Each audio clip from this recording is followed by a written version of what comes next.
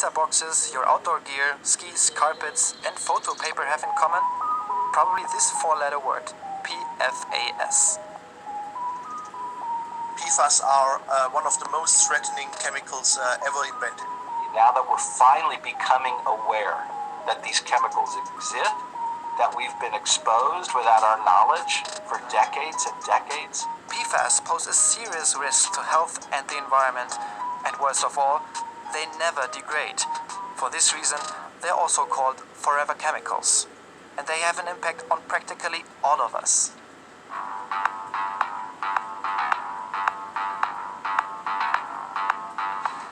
Pair and polyfluoroalkyl substances, or PFAS, is an umbrella term for over 4,000 different chemicals.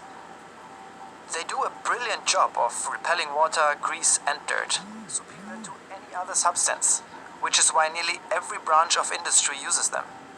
We find them in everything from non-stick cookware, artificial leather, furniture, fire retardants, cleaning liquids, electronics, makeup, cars, pesticides, soils, drinking water, and our food. They are literally everywhere. They're being found in soils all over the planet, in living things all over the planet, in the blood of animals, including polar bears, even in Arctic ice cap, and in the blood of humans all over the planet, including babies that are being born. This is Robert Billett. PFAS became the story of his life, but more on that later. PFAS enter the soils and water sources via landfill discharge, emissions from industrial facilities, commercial wastewater, or simply by washing our rain jacket. Most wastewater treatment plants can't filter them. This map shows more than 2,000 contaminated sites in the US, polluting the drinking water of an estimated 200 million people. Studies showed the presence of PFAS in almost all breast milk samples taken from women in India, Indonesia, and the Philippines. So does that mean I myself am affected too? I had my blood checked to find out. Not an easy undertaking. Only a few specialist laboratories can do PFAS analyses. The main problem of this substance is that the regularly is exposure not very high. We have no high acute exposure, but the substances are very persistent, so it can accumulate in the body, and that is the main problem. That at the end they may accumulate in a dose which might be then a problematic concentration. This is Professor Thomas Göhn from the Institute of Occupational, Social and Environmental Medicine in Erlangen, Germany. High concentrations can lead to increased liver weight and even cause cancer. Kidneys are at risk too. PFAS can also affect sperm quality, while the birth weight of newborns can likewise be lowered. How the substances actually work in the body is unclear. According to one hypothesis, they restructure cell barriers. What scientists do know is that the immune response is lowered. A recent study linked PFAS accumulation in the lungs to increased severity of COVID-19 infections. And in general, vaccines can be rendered less effective. Of course, PFAS are also found in my blood. 4 nanograms per liter. 1,000th of the weight of a grain of sand. That doesn't really sound much. Still, I'm worried. Am I in danger of getting cancer? There seems to be no risk from the knowledge we have today.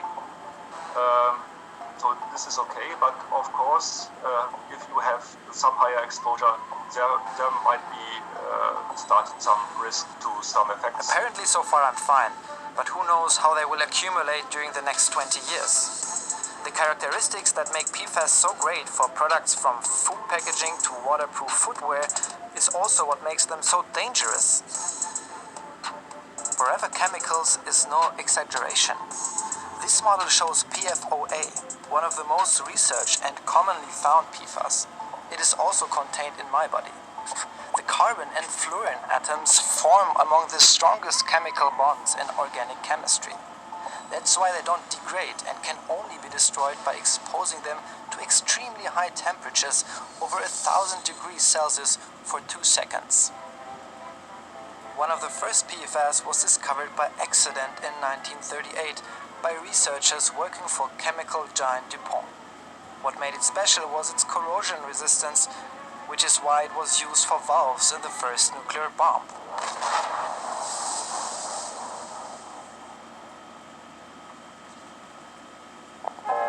I've got great news for you, and it's right under this macaroni and cheese.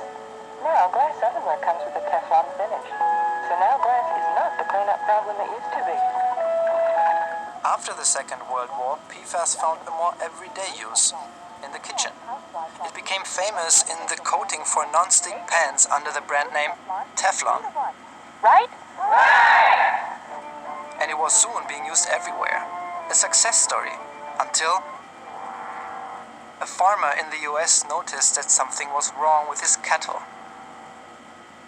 You can see their teeth turning black. You can see them wasting away and dropping dead. Robert Billard represented the farmer in a 20-year-long legal battle against the multinational. Was the wildlife in the area, the deer, the fish, the birds, and he thought that he himself and his family was getting sick. And he was convinced he knew what was happening. He could see white foaming water coming out of a landfill next to his property. It is today probably the biggest legal case in history concerning PFAS contamination, and even inspired the movie Dark Waters. How many did you lose? 190. 190 cows. You tell me, nothing's wrong here. Subsequent investigations revealed that thousands of people in Parkersburg and along the entire Ohio River were contaminated. Between 1951 and 2003, almost 800 tons of PFOA, that special type of forever chemical that also was found in my blood, were discharged by DuPont. Documents show the company has known for decades that these substances are highly toxic, but they didn't inform anybody or halt the production with forever chemicals and their subsequent release. That there could be something really toxic, hazardous in that water, and that it was being covered up, and that the public wasn't being told, and that the state and federal regulators didn't even know what was happening. It took me a long time to start to believe that that really could be happening. According to DuPont, the company agreed to pay $671 million to settle thousands of personal injury lawsuits.